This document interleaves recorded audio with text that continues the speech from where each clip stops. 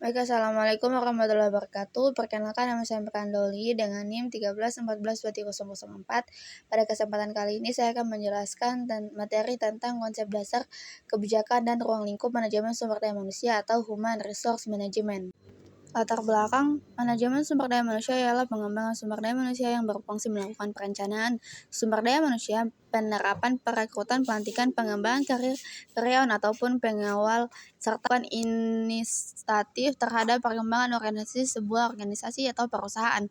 Pada dasarnya, tidak ada perusahaan yang tidak membutuhkan manajemen sumber daya manusia atau istilah kerennya Human Resource atau HR.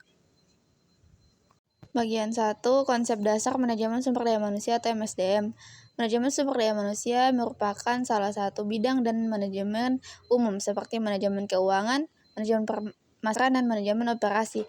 Manajemen sumber daya manusia menjadi bidang kajian penting dalam organisasi karena permasalahan yang dihadapi organisasi bukan hanya permasalahan bahan mentah, alat atau kerja produktif atau model kerja saja, tetapi juga masalah tenaga kerja atau sumber daya manusia yang benar ada pihak menjalankan dan mengelola faktor produksi sekaligus merupakan tujuan dari kegiatan produksi itu sendiri.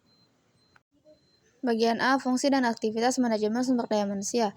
Pekerjaan yang paling penting dari seorang administrator SDM adalah membantu organisasi untuk mendapatkan dan menggunakan aset terpentingnya, yaitu karyawan seefektif mungkin, mulai dari membuat keputusan tentang bagaimana individu karyawan akan direkrut hingga bagaimana mereka selalu lanjutnya digaji, dilatih, dan dievaluasi, bahkan secara terbatas termasuk pengembangan karir seluruh karyawan.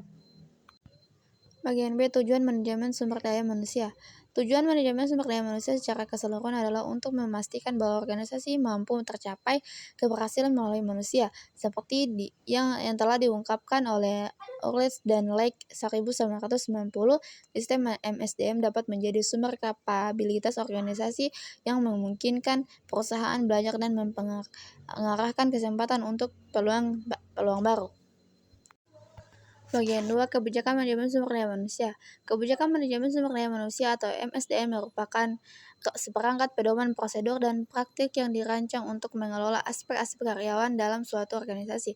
Kebijakan tersebut bertujuan untuk mengoptimalkan kontribusi karyawan terhadap tujuan organisasi sambil memperhatikan kebutuhan dan kepentingan individu. Berikut adalah beberapa komponen umum dari kebijakan manajemen sumber daya manusia.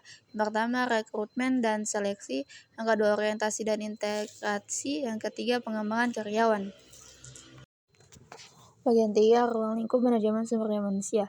Ruang lingkup manajemen sumber daya manusia dapat bervariasi tergantung pada ukuran, jenis, dan kompleks organisasi. Namun, intinya adalah memastikan bahwa sumber daya manusia dalam organisasi dikelola dengan cara yang efektif dan berkelanjutan untuk mendukung tujuan dan keberhasilan organisasi.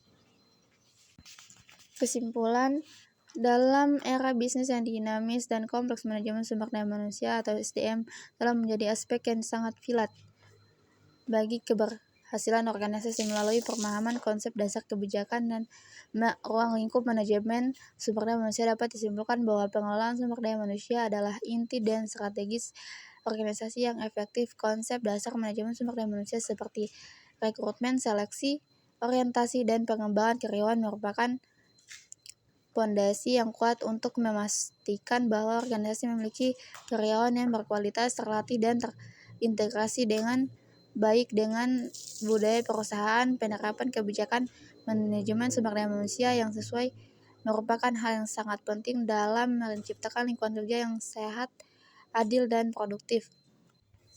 Baik, mungkin itu yang dapat saya jelaskan. Saya mohon maaf. Wassalamualaikum warahmatullahi wabarakatuh.